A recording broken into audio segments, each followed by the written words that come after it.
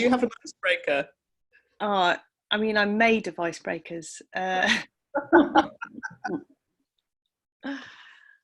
What can we do while we wait?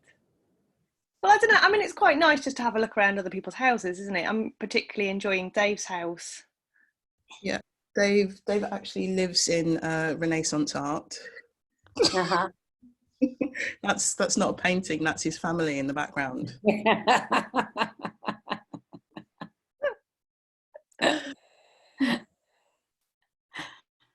Very obedient. Oh, yeah, no, that's true. From the people in the chat box, it's true. The attendees, if you're an attendee, you're like a passive observer, and the panel, we get to do the speaking. So at the moment, we're just waiting for a few more panelists to arrive, but we're going to keep you entertained with.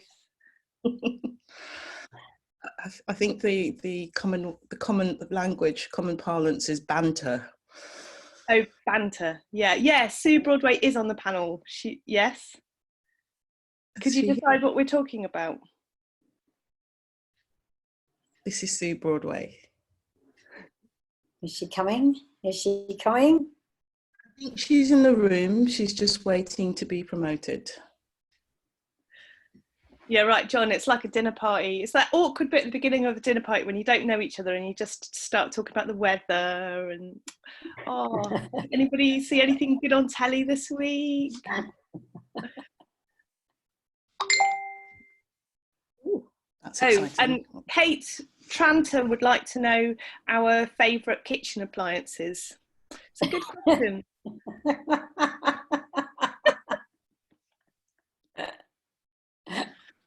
I didn't.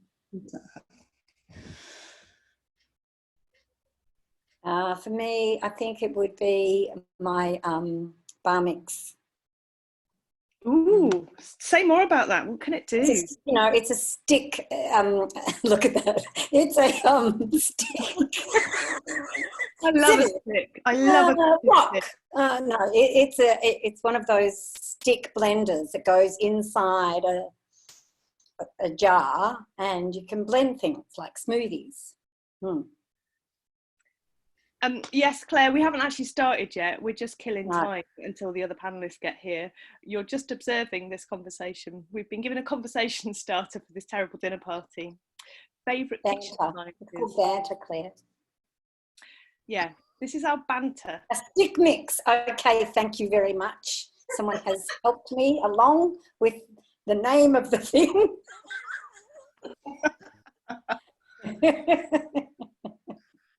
I'm half with you, and I'm half pinging links out to people so they're getting into the right space. Good, well done. Dave, excellent. Are you talking to Dave, Victoria? How are you doing that? So I'm magically private messaging Dave. You've got a special link. Okay, good, great. I'm very good with computers. I can see him. Yeah. Okay, good.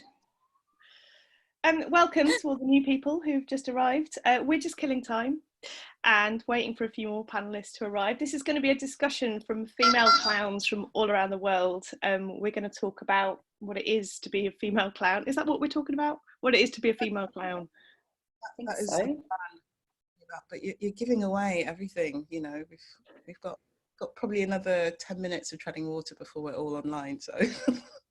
Yeah, Jerry, if you go to the top right, you should see there's a little grid, and there should be like 9 squares in a box, and if you press that, then you'll be able to see all of us.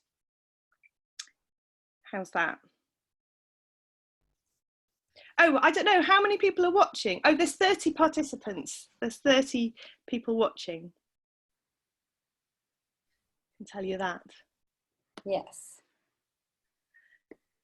Katie would like more kitchen appliances. Vicky. Mine has got, and non-female clowns are welcome to stay. Woohoo, Dee. Yeah, this is the first of a weekly clown discussion, and Dave decided that we should start with the women clowns, ladies first.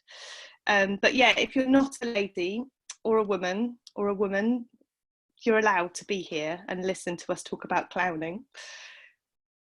We're still trying to sign up Sue Broadway, Sue Morrison, Mookie Cornish, Peter Lilly, Maggie Irvin. There's still quite a few people to arrive to this awkward dinner party. You forgot the clocks changed overnight. Oh gosh, yes. Oh, there we are. So Dave says, anyone who's a panellist in the audience, put your hands up and I'll put you on the stage. How do they do that? Oh, they're just like this? No, there's a little clicker at the bottom, which is literally hands up.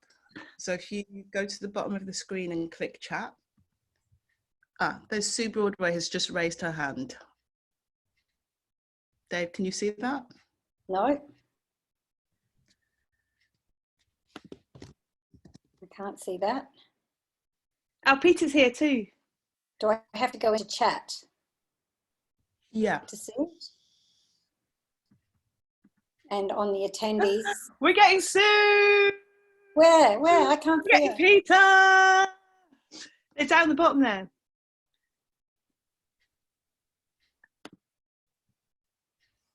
Can you find your camera view, Sue and Peter?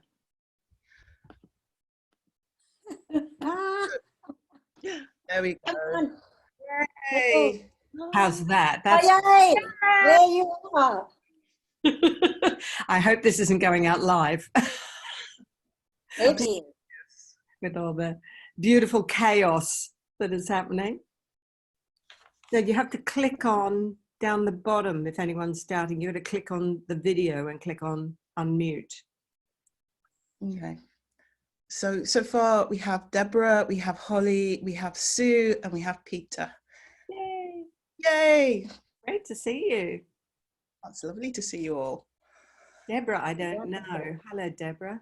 Hello. I work with Sue. You work with what? With Sue. Do you? In Australia? Yes, in Australia. Beautiful Aboriginal art behind you, your lovely accent. Oh, I'm too long ago out of Australia. Oh. Okay. So, Dave, is there anybody else from the panel that's currently in the chat room? Or do you think we should start? Hi, Dave. Hi. Sue, you're very dark. Have you got a lamp you can put in front of you so we can see a bit more of your face? Yes, you are dark.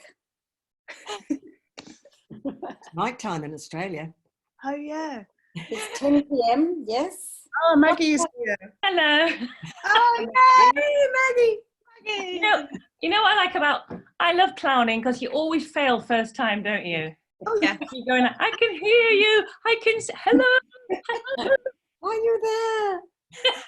It's like a solo performance. Hello everyone. Hello.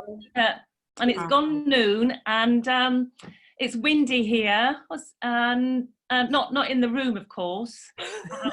Outside. Sorry, it's already going downhill. This is amazing. We're all here. Well, actually, no, we are missing Sue, Sue Morrison. But I think because we've got quite a few participants online who are listening to us have a lovely chat, maybe we should start, and hopefully Sue will be able to join us as we go. So this is Dave Spathicky's idea.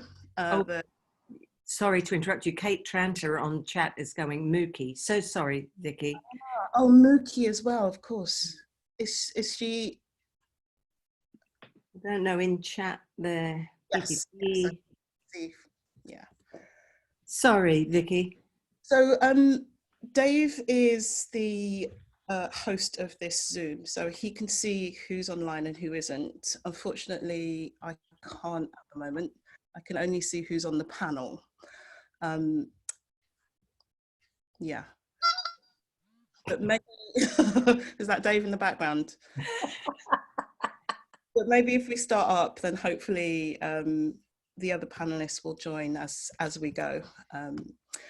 So Dave's idea was to bring together some amazing women who happen to be clowns, to talk about what it is to be a woman and a clown.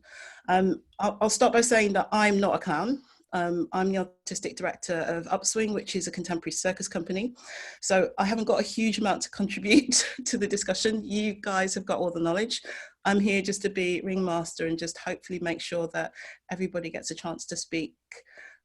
So I thought it'd be really nice if we just started by introducing ourselves one by one.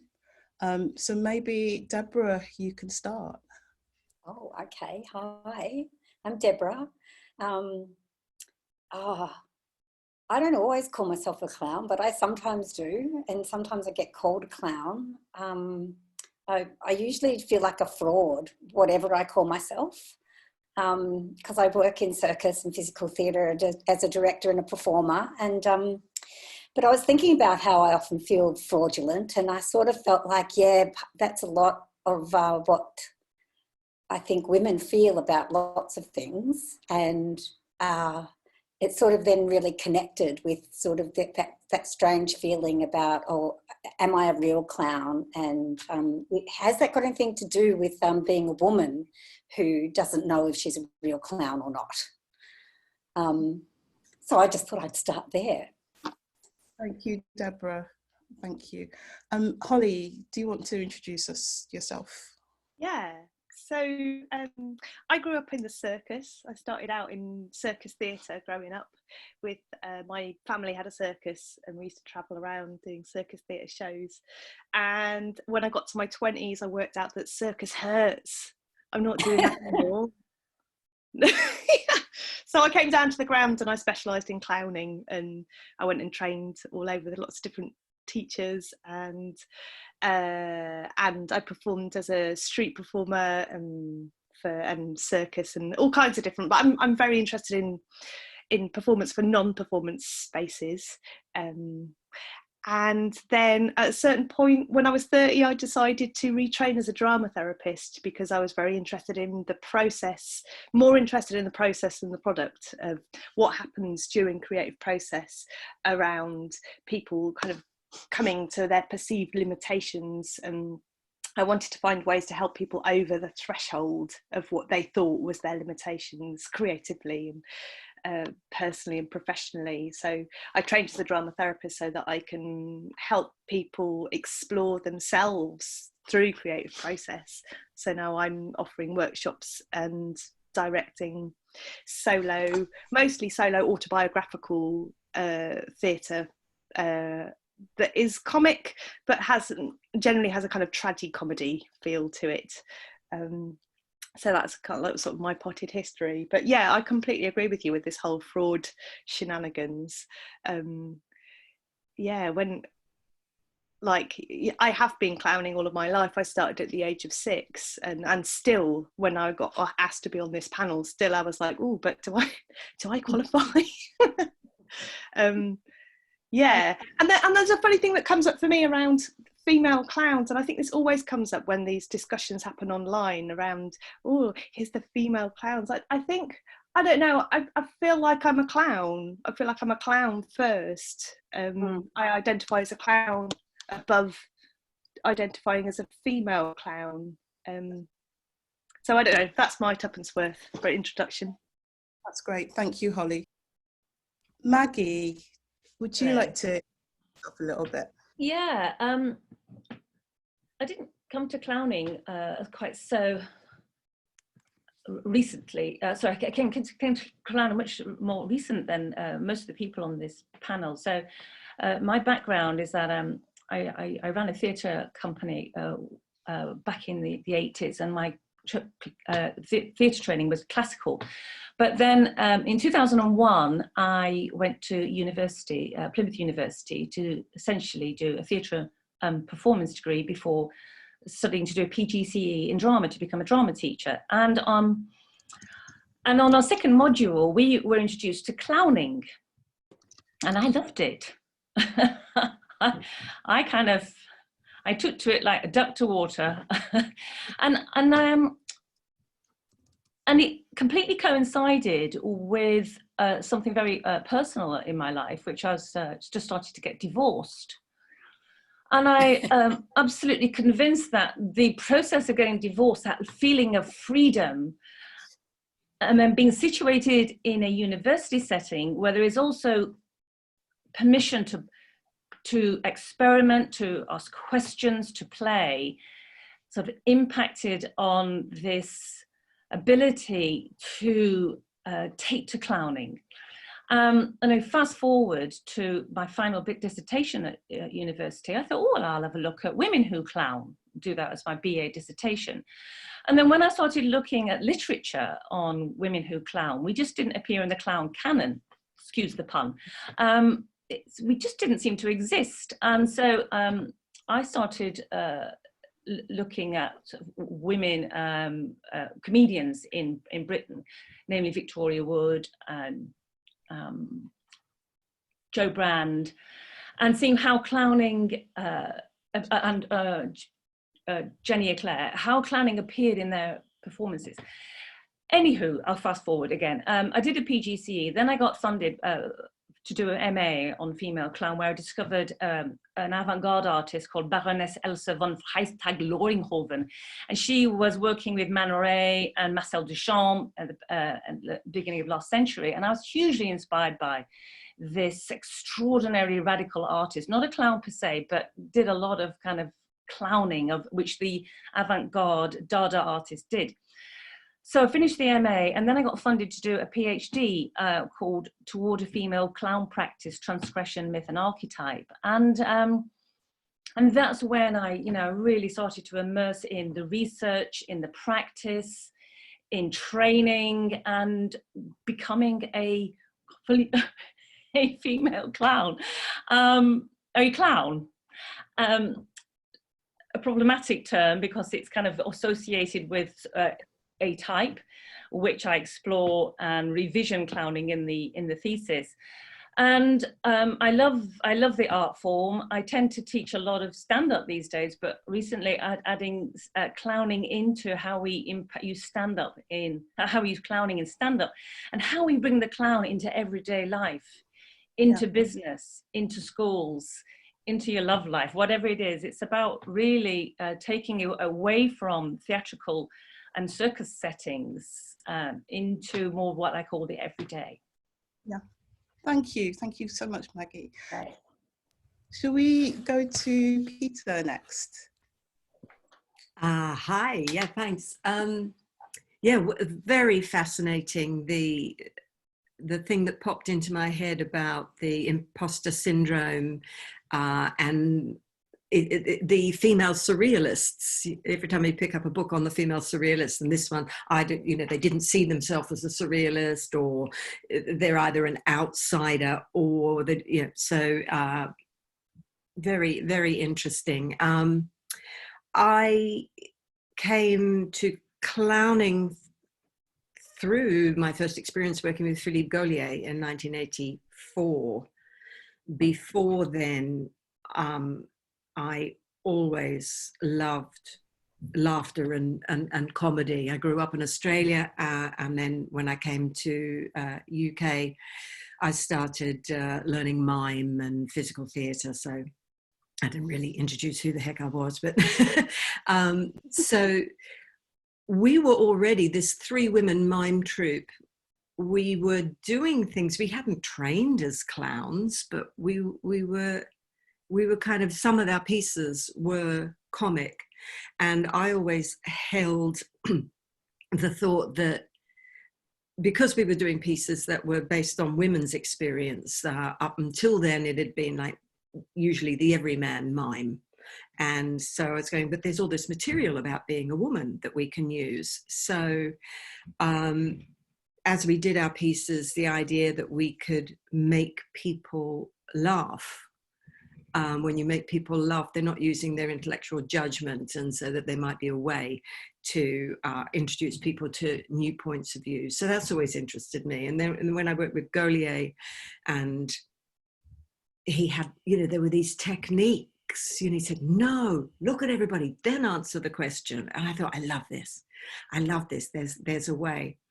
And I guess I owe who and what I am today because I'm a woman, because I got a phone call saying we need someone, we're a female theatre company and we need someone to teach us clown. And I said, I can't possibly.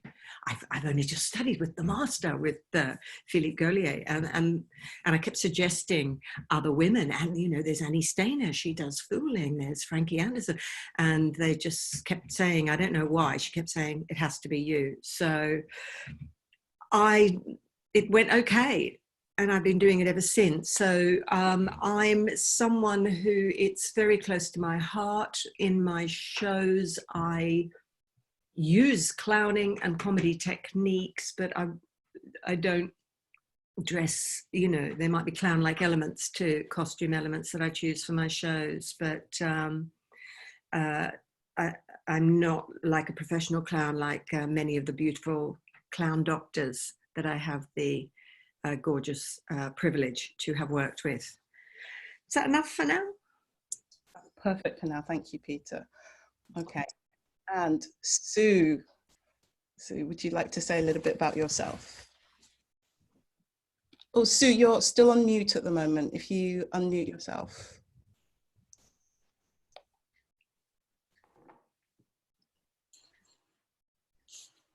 I think you're still on mute at the moment. Dave, are you able to unmute? I can do that. How about that? Yay. Yes. Oh, I'm always delighted to talk about myself. Of course, that's always great. I'm left to last, I think, because I'm the oldest amongst you all, which is really great as well. And I've done very little of anything for the last 3 years, that's good too.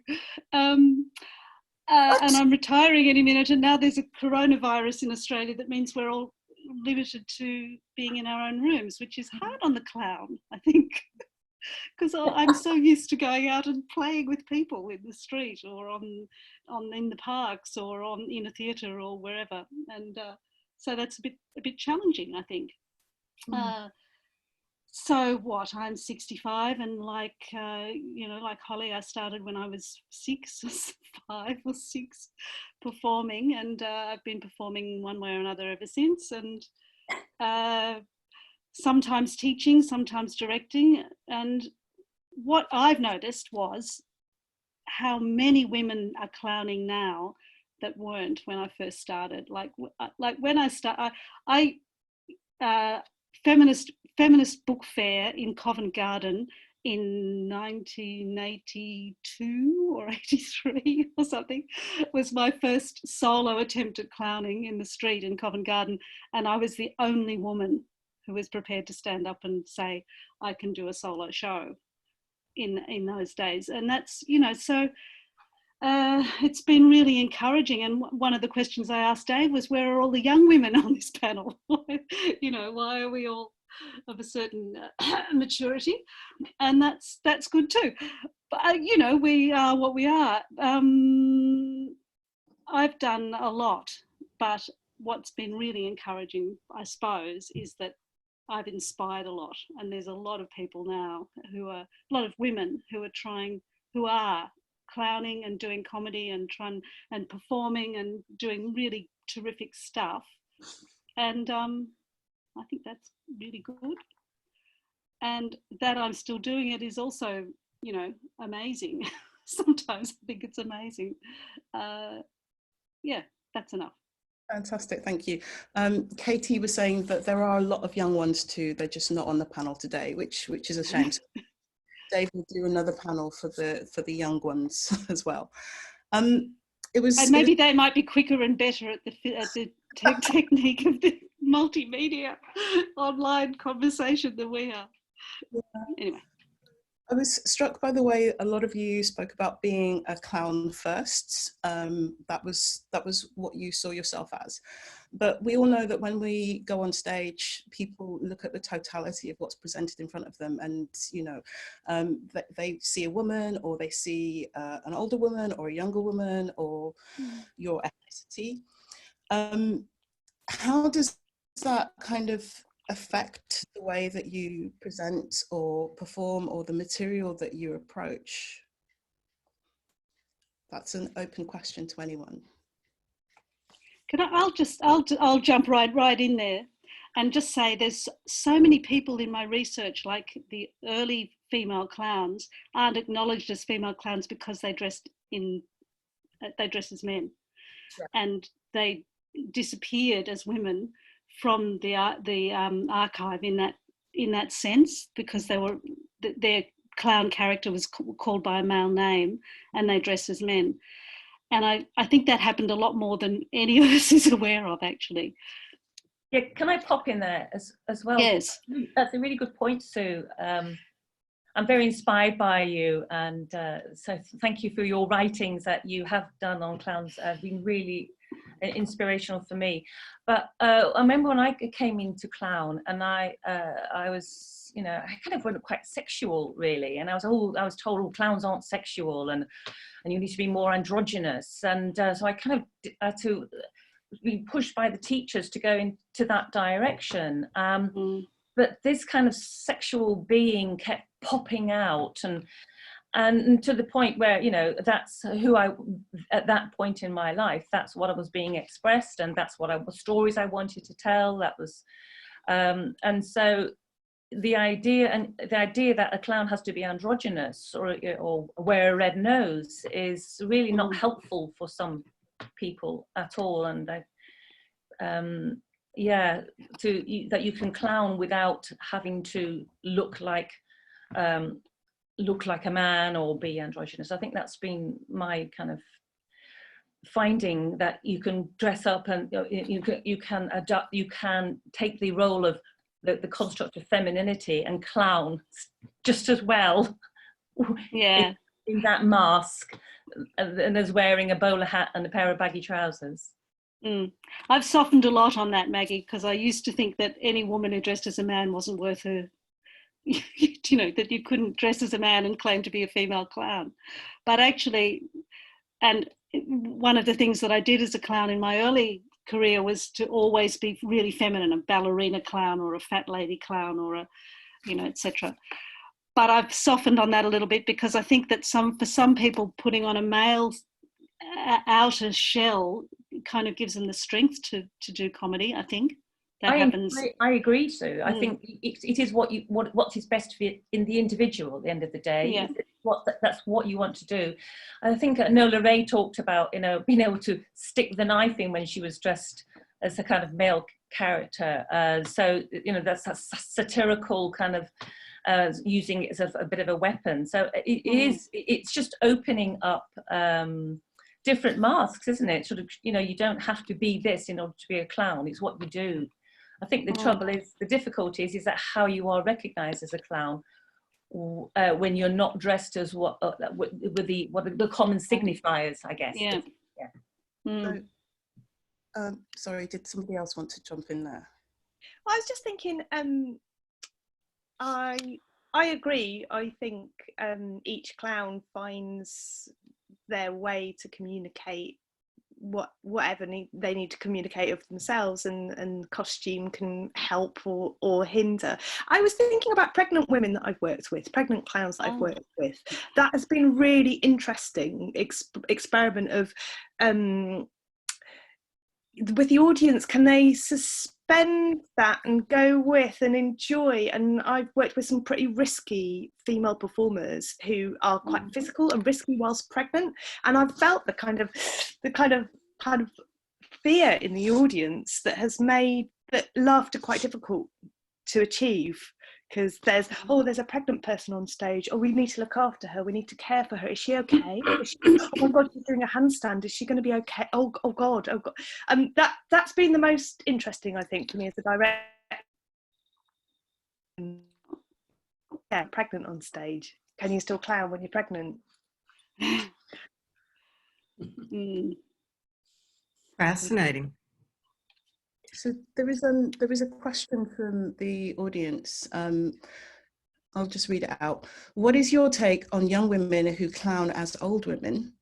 As old, I see how you it. I find it challenging. I'm seriously elderly. I just turned 76, and that's from Floyd Kennedy. I'll tell you in 10 years' time. It's interesting though, isn't it? This what you were saying, Sue, you were saying that about aging, that I wonder if there's I mean, I've taught at university, and the young women in the back in 2002 just kind of took to it.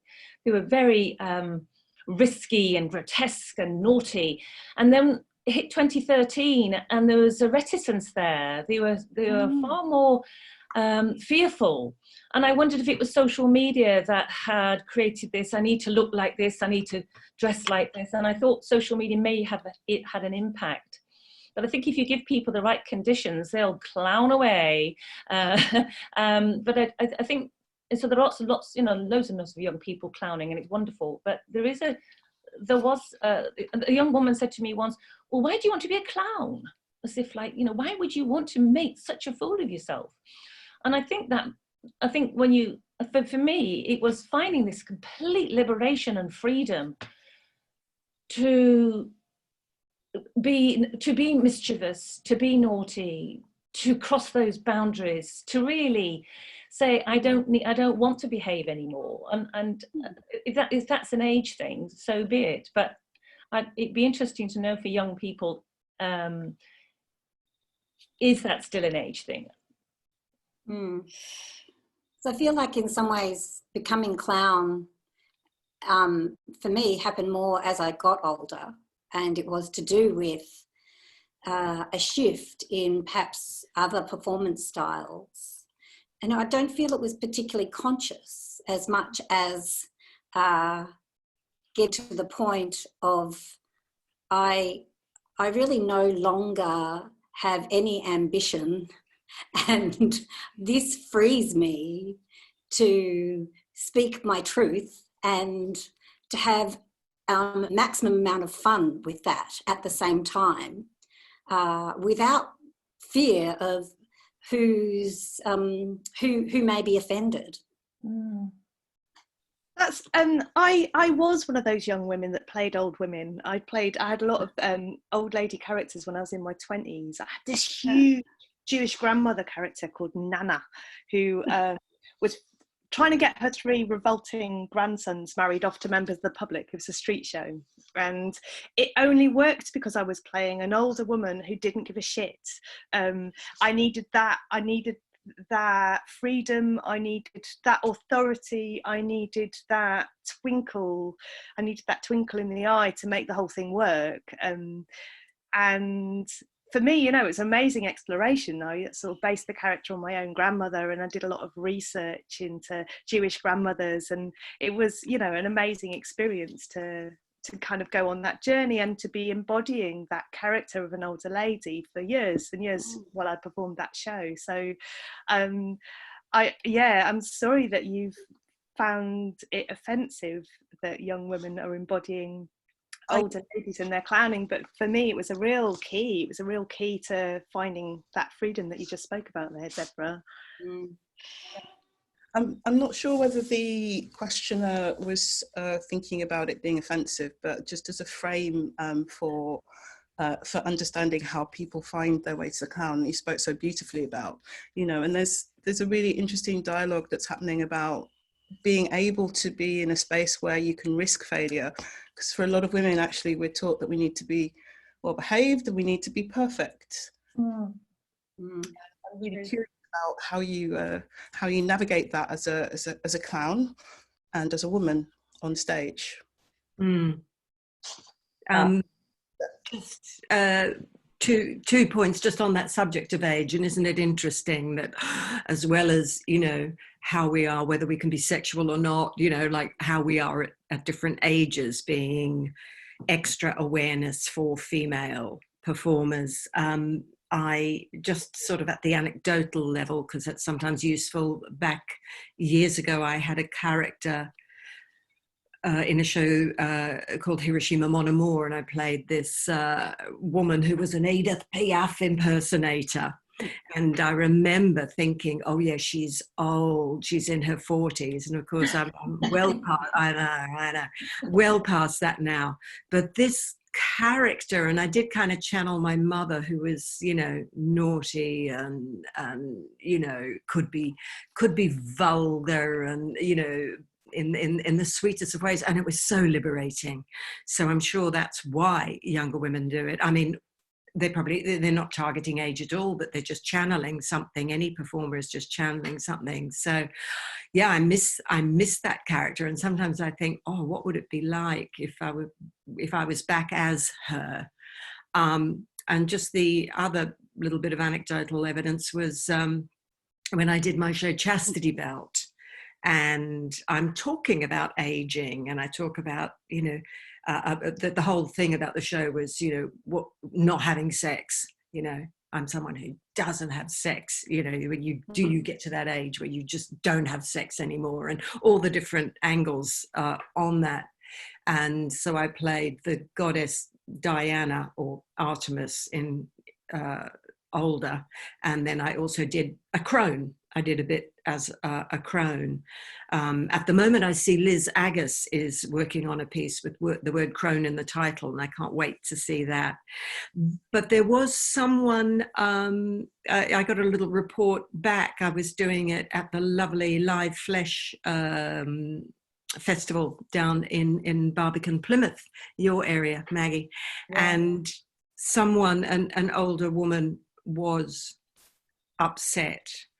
And you know, I think that's more about the fact that the subject can be upsetting, you know, and for people, you know, each generation has a different experience, and the sensitivities around age could be, you know, they'll probably get easier and easier as it filters down to newer generations. Thank you. I've got one more little really tiny thing on this, which is, I just had a conversation with Frankie Anderson a couple of years ago, and she just slipped into the conversation. A clown is everything that a man can't be, and a witch is everything that a woman can't be. Wow. Mm. Mm. I bought a book on that, but I haven't read it yet. It's about the clown and the witch archetypes, and it's from a psychotherapeutic point of view. I wonder if she read the same book. It's on my Kindle, so I can't just reach it and tell you the title. But yeah, let's discuss, Holly. That's fascinating. Fascinating. We also have, we can discuss that. We also have another question from the audience, which I'm just going to chuck in, and I'm going to read it out to you. So let's let the conversation go where it feels like it needs to. So the question is, how did you find and connect with your clown, or has it always been there for you all? And what do you think when people talk about style, is it limiting? Can you repeat the question? I can't see that. Yeah. Okay, so the question is, I'm going to paste it into the general chat. Great. Because I've got chat down the side of my screen at the moment, but it doesn't show that question. So, how did you? Okay. How did you, now it does. Yep. Fantastic. Yeah, sorry. So I think that's kind of been rumbling under a little bit under the conversation that we've been having, doing a little bit of internet stalking on all of you. You all approach clown in a very, very different way, not just the style of the work you make, but also the spaces that you're taking the work into. So I'd be really interested to find out how you connected with you know, with the characters that you're working with, or the style that you're working with. And also in the frame of the conversation, do you think that you're able to approach the work in the particular way that you do? Does that have anything to do with gender whatsoever? Ooh. Yeah, I did when I did the Baroness character, so I created a clown based on a real person. But a modern interpretation of this person. So the things that Baroness Elsa did sort of tried to emulate. So she used to go off into, she wasn't allowed in art galleries. So she forced her way in there. She is really radical happenings. So I went to the Tate Modern Gallery to a symposium, and I turned up in the dinner with a homage to Baroness Elsa, with this huge birthday cake on my head and 6-inch stiletto shoes and a basket with tomato cans, and all these were signifiers of Baroness Elsa, and basically saying she's not really in the history here, and she deserves the same recognition as Marcel Duchamp. And then did a walk around the Tate Gallery the following week, because it was a futurism exhibition. So that was quite a political approach to speak up for this woman, who was very sexual, very aggressive, and passionate about women being heard and seen in a time where they weren't. And then I did another experiment when I played Falstaff. Now, I'm not the first woman to play Falstaff. There's been fantastic productions, but it was a very short production and done in a pub. And again, my characteristics of wanting to be kind of link into my sexual nature permeated through dragging as Falstaff. So there was a real merging of boundaries of me as a clown and this character, this Shakespearean character of Falstaff. So I did a drag act of Baroness Elsa, then dragged as Falstaff, and then finally moved on to a character called Seducer Medusa, which is based on myth and on revisioning a mythical character as somebody who's powerful, and she wasn't there to kill you. She was smiling and laughing at you, which was linking into feminist theories of Hélène Cixous, and getting women to write with their bodies. So yeah, but each time it was me clowning, but with a mask of a character or a mythical creation or real person. So sort of stepping into the shoes of these other people and clowning within those creations. Yeah, and clowning within them to make a statement. Yes, there was a political statement every single time, because that's it was a kind of raison d'etre. That's how I felt about those characters. I felt very strongly about Baroness Elsa. I felt as Falstaff, it was a kind of a chance to what is it like to be this a woman dressed as this profligate man who seduces women, and it was very exciting.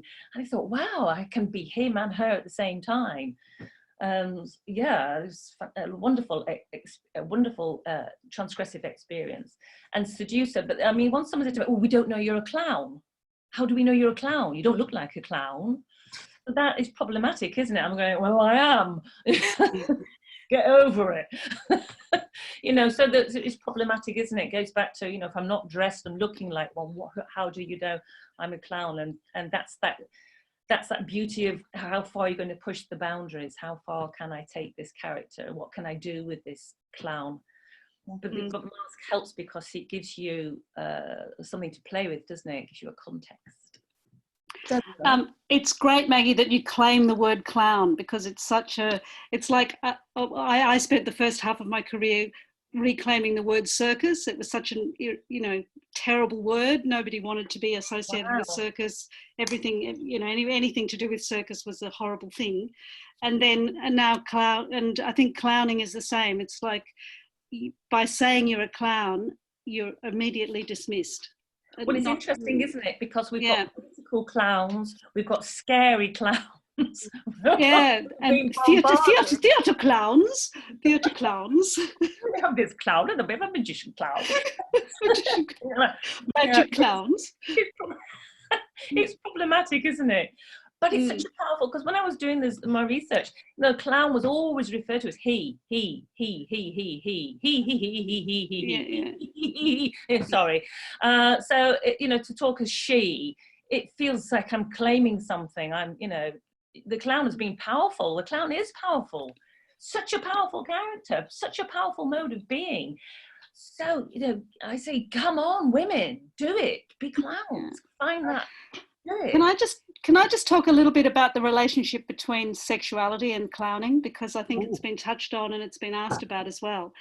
Absolutely. It's fantastic. I think the burlesque clown that you see emerging today, which is like a woman who kind of takes on a burlesque aesthetic, but is really powerful as a comic character as well. And I think there's some very interesting stuff going on in women in their 30s and 40s now doing really interesting stuff that might be described as burlesque, but is actually clowning, I think. It's a bit worried. For me, I always think that you can do clowning.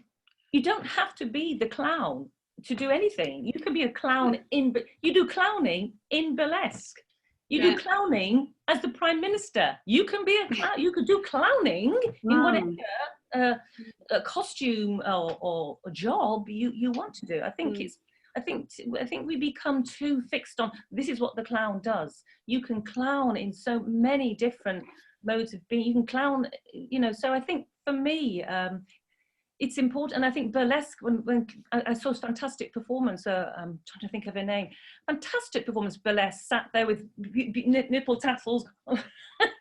It was wonderfully erotic, sexual and funny with this beauty. It was a clown. So Well, Ursula Martinez, Krista Hughes, Azaria Universe, they're all clowns, but they're working in a burlesque aesthetic. Fantastic, Sue. Fantastic. It's an interesting one. I think some of my teachers have said clowns don't know about sex and sexuality because they're children. There are several teachers that kind of promote that message that clowns are children, and then there's other teachers that say, well, the clown is you. Your clown is you with all of your experiences. And while I was writing my master's dissertation, which is on clowning and therapy and where the two meet, I started a thread on Facebook about clowns and sex, asking, do clowns know about sex? And I had so many different answers from all these different people. And I think where we got to by the end of it is they might give it a go. It might not be successful, but they might give it a go.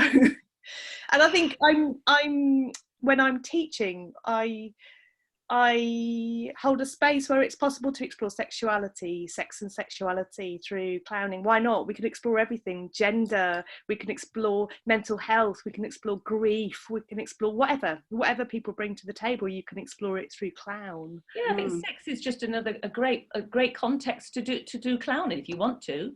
Might spoil the moment, but it's a context, isn't it? Well, I don't know. I would recommend keeping your red nose on your bedside table for anybody who wants to spice up their love life.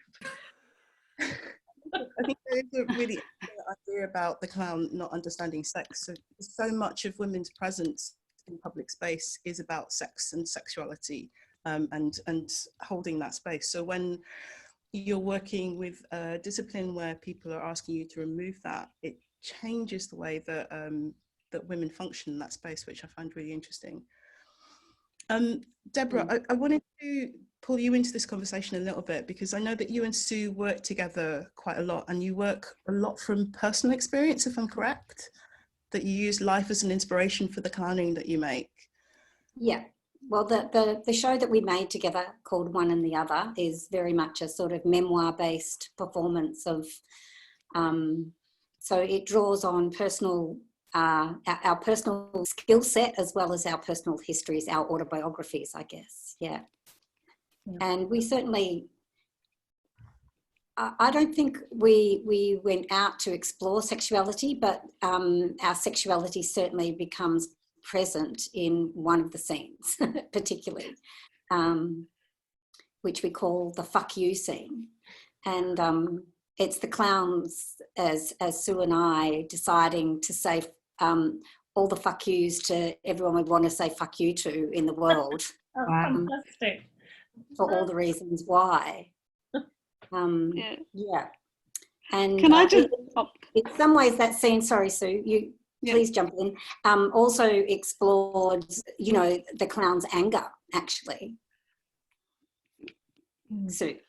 I just wanted to say it was really fantastic that we first devised that work before the Me Too movement, and then we re-performed it a year later after the Me Too movement had happened, and there was no way we could perform the same show. We had to adjust to all of the mean, and also personally both our lives had changed quite radically, especially mine in that year, in that gap between first devising the show and the second rehearsal of it. And in the second rehearsal we completely remade a number of the scenes to reflect that completely different attitude to women that was starting to emerge through the Me Too movement.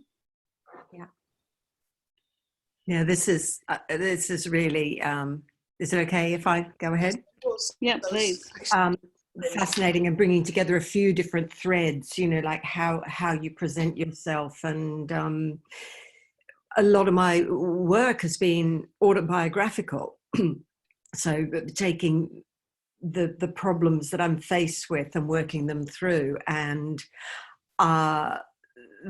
with a few of my shows, there was this like way of going, oh, nudging certain subjects along, and then hashtag Me Too, and women out there doing amazing works. If people know Lucy McCormick, I mean, she is down into it, so powerful.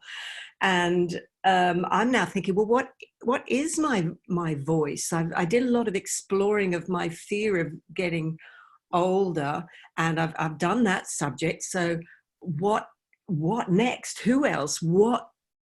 How do I construct this when, you know, how do I present myself when I go out? Because not having a singular clown character, like, say, for example, the circus tradition where people paint a face, is constantly reinventing. How do I present myself now? You know, I guess I always did try to look as, you know, nice, attractive, whatever, and then with stupid things on top. That was a nice mix. You could look attractive and then, you know, put a lemon on your head and play with that. Yeah, I think drag too is incredibly important at the moment, and so many of the students from the National Centre for Circus Arts, you know, people like V. Smith. I haven't had the joy of seeing her, but you know, she does one show where she's naked, and she told me that she used to do a show like a poodle, but she'd have, like a dog, several nipples, so several nipple tassels and things like that. So yeah, it's going to be very exciting when Dave organises the younger generation conversation, that people like Beside Ourselves Collective and so on. And I think I wanted to say something else, but I've completely forgotten what it was. I think it's this thing about the, oh yeah, who was your first clown? We were bouncing off that earlier. How did you find your first clown character?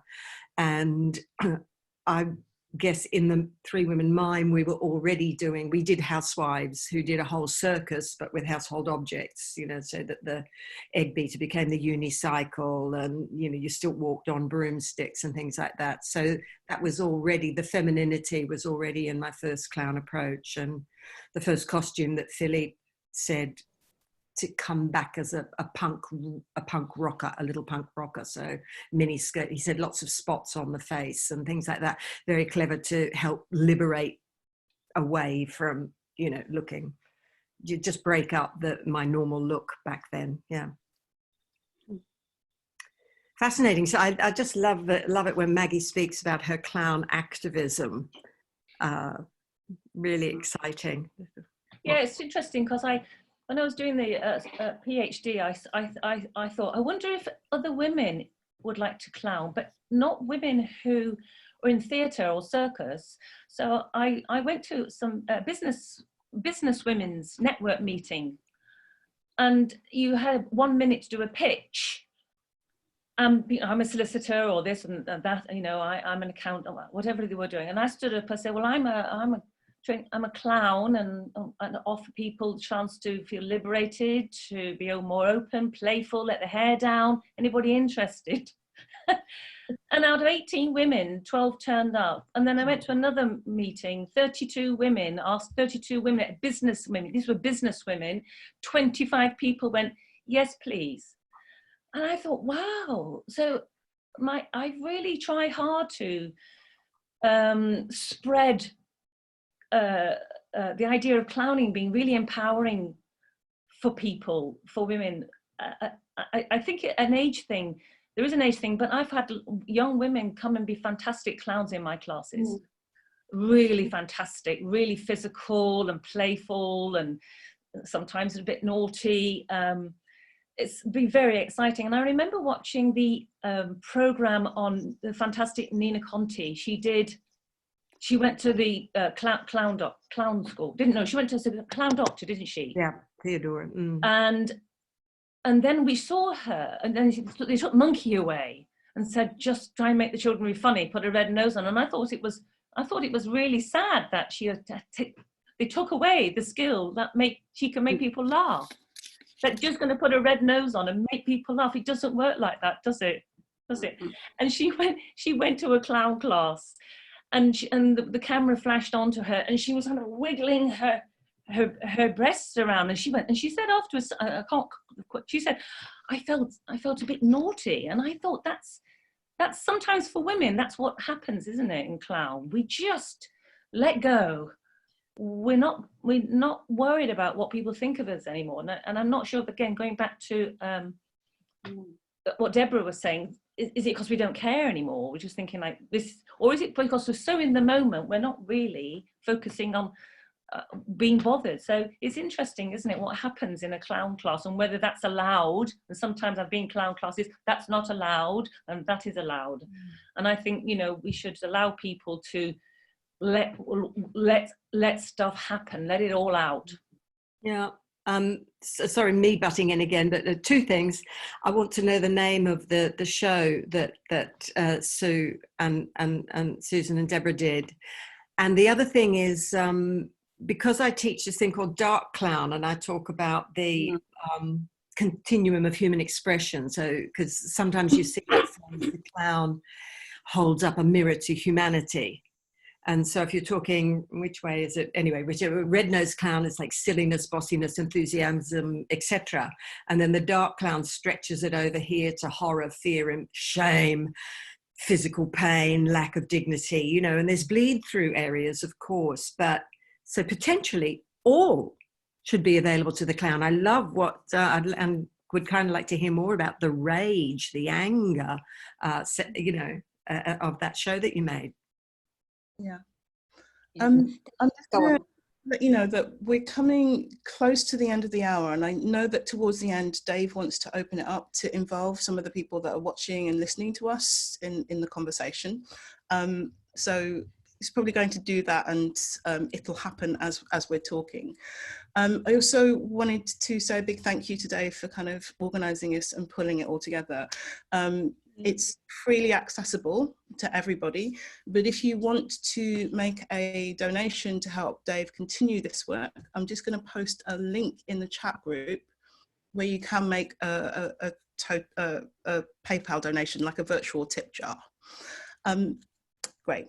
I just thought I needed to get that in before we opened up. Just connecting some of what you were saying, and Peter, and what you were talking about, Maggie, I just wanted to pull Holly in because you've been doing a lot of work around circus clowning and mental health. Yeah, not really circus clowning so much anymore. I've sort of dropped all of the skills now, because I'm finding the skills are a barrier. What I'm most interested in is connection.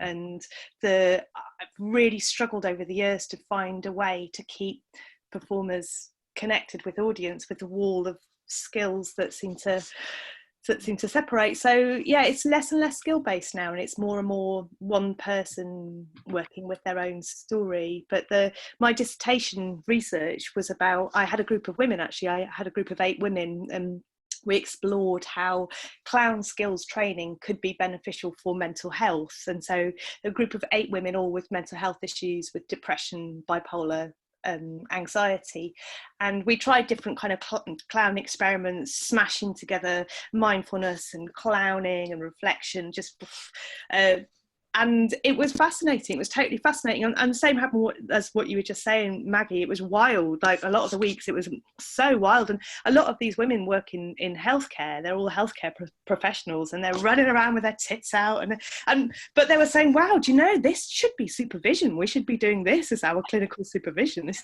is great." We had one moment where we were asking, we were playing a game. We were playing the game of Yes, Let's. You know the game where somebody says, let's all be bumblebees, and we'll go zzz, and then somebody says, let's be. So one of them said, let's be grown-ups, and we all went, I'm a grown-up. And then somebody else said, let's be grown-up women, and we all went. So we spent 4 weeks exploring what is a grown-up woman through clown. So each of them had to put together a clown costume, and they improvised little explorations for each other about what is it to be a grown-up woman. And there was one that was kind of in a business suit, and there was one that was kind of with a 1950s headscarf, and there was and it was really liberating to really go into the archetypes that they're holding, or the cliched archetypes they're holding as to, you know, what a woman is, what a woman can be. And through play we kind of expanded out the archetype of woman, of grown-up woman, to find, well, where are the edges of that archetype, and is there any play for us in pushing out a little bit. And then on the final session, we got them to create a scene, like a normal everyday scene, where they'd cast the other group members as their family, and they'd set up a normal scene, and then they'd come into it as their clown and do whatever the fuck they wanted. And it was hilarious. It was absolutely hilarious for them to have had that embodied experience of bringing their clown into their real life. And then they found afterwards, actually dealing with those kind of situations had a lightness to it and a bit of play to it, because their clown had made some space for them to perhaps respond in a different way to the ways they normally would respond. It's quite interesting, that notion of woman, isn't it? My mother said, slightly anecdotal, she's just turned 90, and she said about 2 years ago, she just said, the strange thing is, I only feel about 19. And I thought it was I thought, wow, you've lived all your life feeling about 19. I think that's a real lesson to all of us, that we might get older, but in a lot of ways, you know, we still think young, or think. So I think that age thing is problematic, isn't it? Yeah, it is, and it's also a wonderful opportunity, I think, because I think you know, it's a very generalization. I kind of feel like as a younger clown, there's more hope. And that's one of the things that you play with. And certainly for me, menopause has been the best clowning material in the world. You know, yep. I hated it. It was the comic tragedy of my life, absolutely. Yep. And that is material that I am still using, and was certainly great access to rage. And, you know, I don't have hope actually, as much content anymore. And it doesn't necessarily mean that I think everything's hopeless. It's just not. It's not a presence that in my sort of performance, in a way. And having lost it, I've gained access to a whole lot of rage that is juicy and delightful. And, you know, essentially as a menopausal woman, you just kind of go, I've been a feminist all my life, and I don't hold out much hope actually, because the Me Too movement was just like, oh really? You know, it's but it's not despair. That's the gorgeous thing for me, is even though it's not hopeful, it's not despairing. And it's a wonderful thing to mine and to play with. That's fantastic. I'm just going to ask Dave, do we want to open this out to the people watching to be able to ask a few questions before we bring this to a close? I think it's going to happen. Also, if you're watching, there is a facility that you can just ask questions in the chat space if you don't want to be seen and heard. We've just had one, Victoria Picky. Ah, hello. Tara Silcock? Yeah. Tara Silcock. Have you read respond to the audience or peers? Devaluing your work. Have you had to respond? Yes. Yes. Yes. Yes. Yes. There's a way in which sometimes, I've heard this recently actually, someone say, oh, you know, often when women do work, it's about being a woman, and it'll be great when women are doing work that's just about the universe and it's not about being a woman.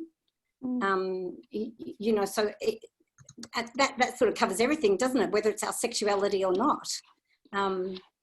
We can be criticised because we're not taking an everyman position. Just sort of like, oh, really? That's because we're in the every woman category. Well said, Deborah.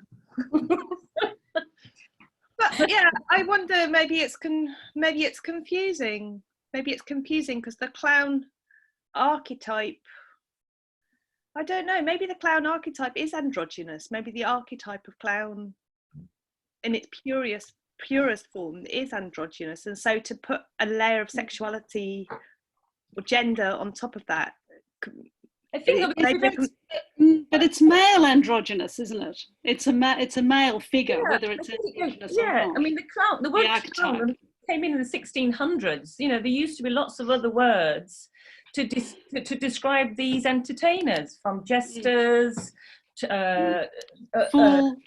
I mean, and so the clown became this word, this overarching word for all these different types. Now, I think it's much healthier to say clowning. We can clown. So we can clown. To say clown is one thing. If you look at the word, you've got Peter, dark clown, simple clown, tragic clown, pathetic clown. You've got, and then you know, trickster clown. You've got, it's much, I think we need to shift away from this idea that clown is one thing with a red nose on. I never wear a red nose in any of my clowning. I never use red noses in my clown lessons. It's not to say that it's not a useful tool, but I think, you know, this was a tool that was brought in by a man, which came back to, you know, historically, they say comes from the red nose of the bulbous red nose of the drunk. That's one story where the red nose came from. But for me, it's not helpful because it's linked to patriarchal training systems, which for me are not always helpful. So I think to say the word clown is this, it's problematic. That's how I think it's helpful on one level, but for me, it's problematic. I love that, Maggie. Clowning. I just love that. I think it's so perfect, and I'm going to use it from now on. Sorry, Vicky. Thank you, Deborah. Well, I was going to say, there's a great point from Kathy Towers on the chat saying that we often see the default position as being male. So that idea of androgynous as actually often moving closer towards the male space than finding something that is human, you know. And we live in a world where quite often the default setting is cis, white, male. Yeah. Well, I was wondering whether that's where the discomfort comes from. So this you know, people devaluing our work because there is sexuality in our clowning. I'm interested in the discomfort that happens in them. Why does that make them feel uncomfortable? Which is why I was wondering whether there's an unconscious idea that the clown is androgynous.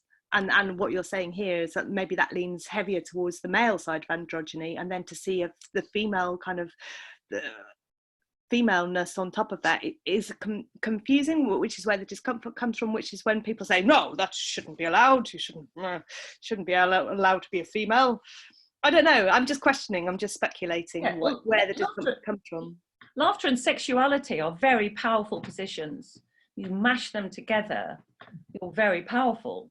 So let's get that, you know, so if you take away the sexuality, then you've got laughter, powerful.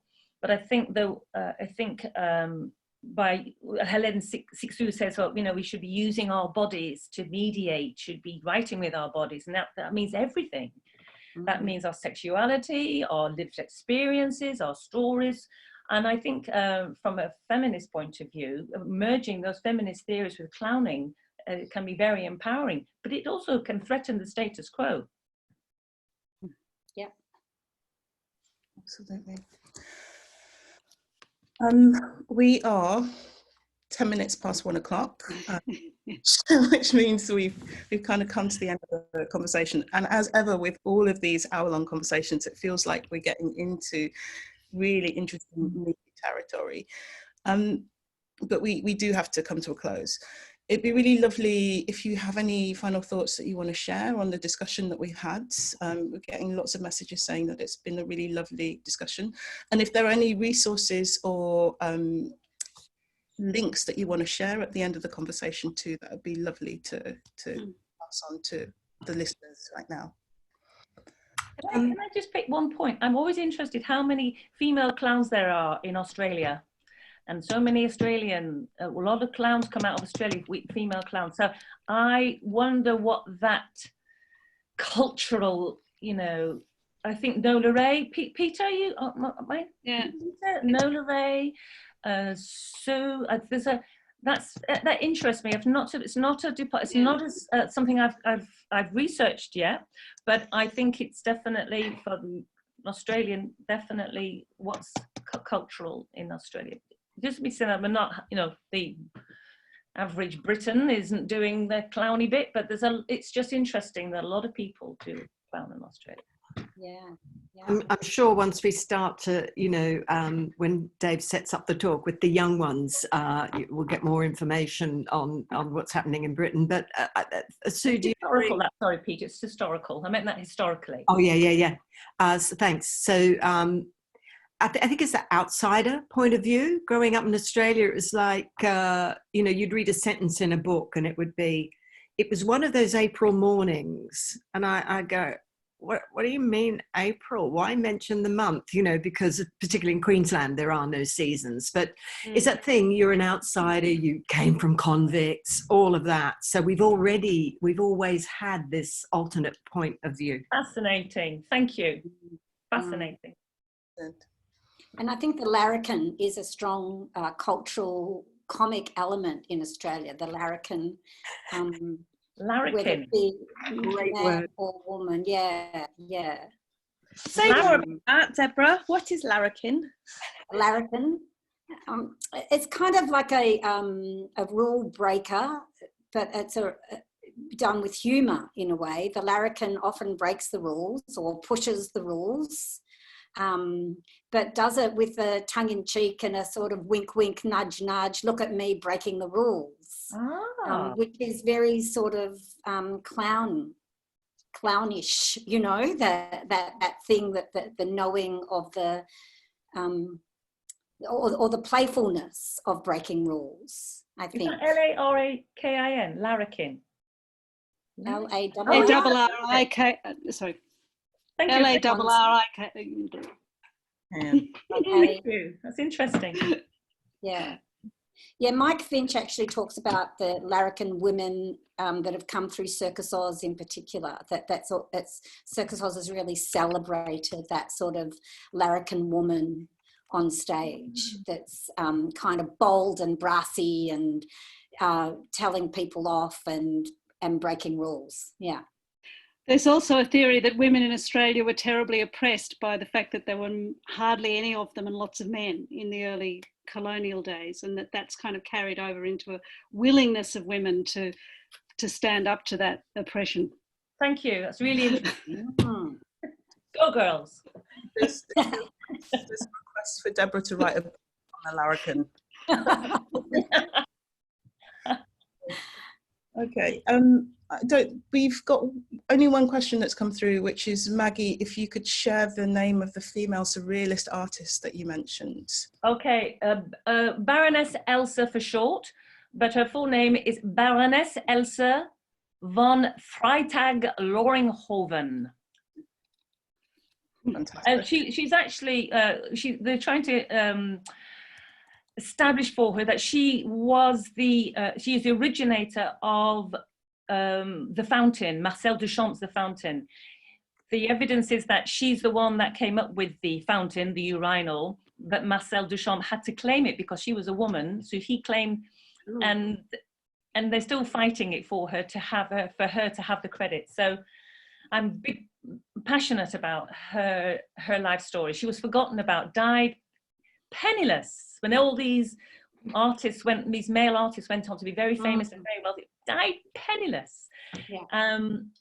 And so, you know, let's bring her back, give her the credit where she's due. Fantastic radical artist. Yeah. All right.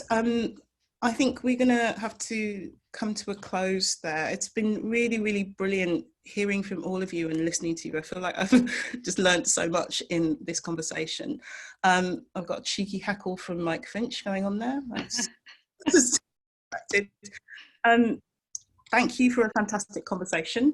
As I said before, Dave has recorded this, and I think it's going to be going out on Facebook and other social media so that people can watch this at a later date. If you've enjoyed the conversation, Dave has made this completely free, but you can support him by a little donation on a PayPal link, which I'm going to put into the chat section. So thank you so much, everybody. Thank you. Thank you, Victoria. Thanks, everybody. You're amazing. Thank you. Yeah, lovely to meet you all. Yeah, lovely. Can we keep in touch somehow? Yeah, let's chat more. Yeah, good. Yeah. Thank you, David. Bye. Bye, Dave. Bye, everyone. Bye. So this is the awkward moment as everybody's leaving the dinner party. Put the kettle on. How do you do it? I don't know how to get out. Meeting. I'd love it if we coordinated this before, like, so we could all stand up now and reveal that we were like semi-naked from the waist down. Oh yes, please, let's do that now. Oh, gone. Victoria, you're a genius. So it's lovely to see you all. I'm going to leave the meeting because my lunch is on the table. Nice, what you having? I'm trying. Good night, Australia. Good night. Bye. Bye. Bye, Bye, everyone. everyone. Bye-bye. Bye-bye. I don't know how to get out.